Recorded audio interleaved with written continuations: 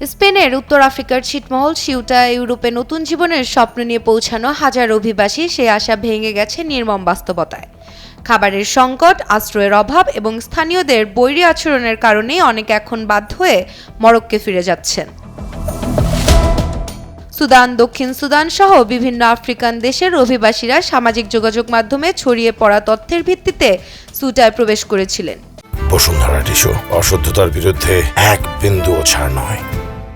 কিন্তু সেখানে গিয়ে তারা দেখেন খাবার পাওয়া কঠিন, অধিকাংশ দোকান বন্ধ, আশ্রয়কেন্দ্রগুলো পরিপূর্ণ এবং মানবিক পরিস্থিতি ভয়াবহ।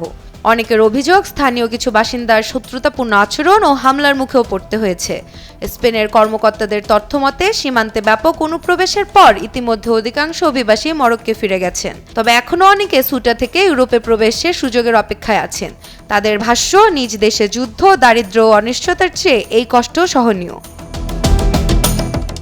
এই সংকট শুধু সীমিত নিরাপত্তা নয়, বরং মানবিক সংকট হিসেবেও সামনে এসেছে। ইউরোপে ভালো জীবনের স্বপ্ন নিয়ে জীবন বাজি রাখা হাজারো মানুষের কাছে সিউটা এখন আশার নয়, বরং হতাশা ও অনিশ্চয়তার প্রতীক। Shrabani Chanda, Daily Sun.